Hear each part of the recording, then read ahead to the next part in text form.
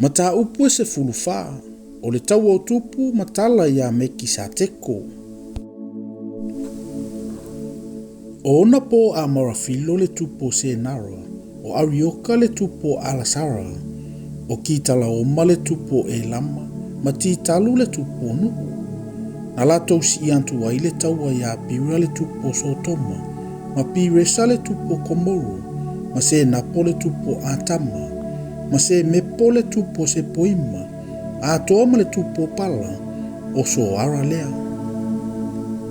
Ua whaaputopoto i latou nei uma i le vanu o se tima, o le sami o ona lea.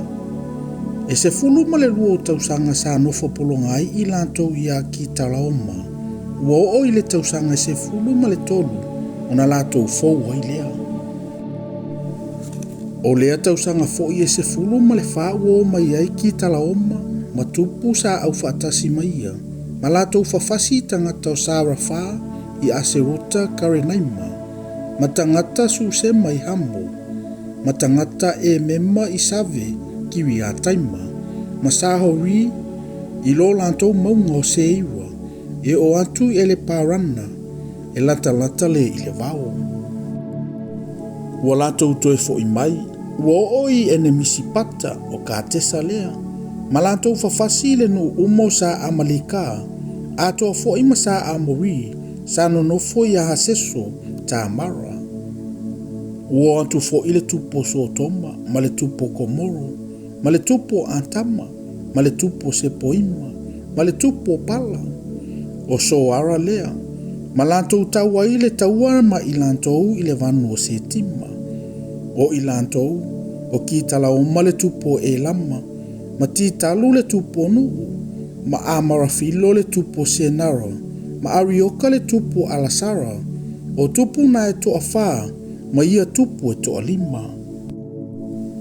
Sai ai fo i le vanu o se tima, o lua o pulu e meru e tele lava, na sosola fo i le tupu o soto mama le tupu komoro, ma pa uu i lea mea, au e na totoe, wa sosola i lantou i le maunga. O na lantou vetea lea o loa uma o soto mama komoro, a toa ma lantou me ai uma, o na o ai leo i lantou. Wa lantou avea fo i lota lea tali o le uso aperamu, a toa mana o loa, o ia fo i sa nofo i sotoma, o na o ai leo i lantou. Ua alua tu fo i le tasi na sao mata uatua ia aperamu le e peru, o le sa mau i aluna o ma mereo sa amori, o le uso e se kolo, o le uso fo i o aneri, o i lantou na o si Feagaiga ma aperamu. Ua whaalongo aperamu ua avelo na uso i le taua.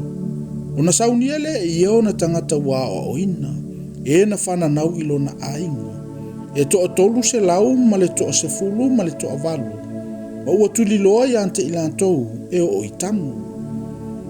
Ua ia toa fia fo i o au au na tangata i le po e tau ma i lantou.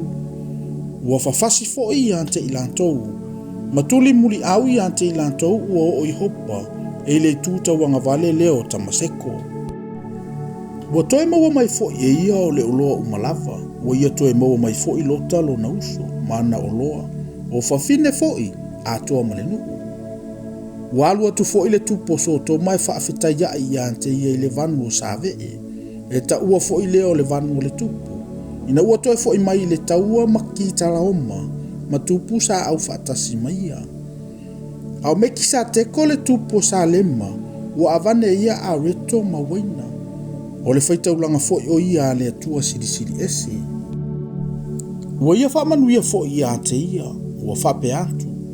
Ia manuia ape ramo i le atua siri ese, e ona le langi ma le larolangi.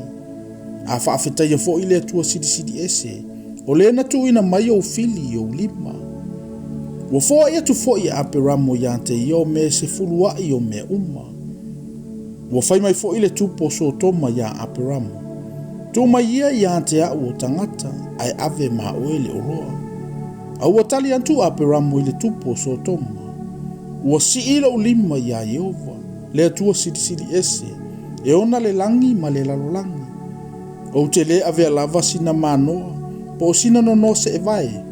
O te le ave lava sina mea iau mea uma, ina nei whaapea oe, ua maua ape ramo ia te au. Tau lava o mea ua uma o na ai e tau lelea, ma vai ngā o loan tangata na mātou o maau, o a neri, ma e se kolo, ma Mary, ia lātou avea lātou vai ngā o loa.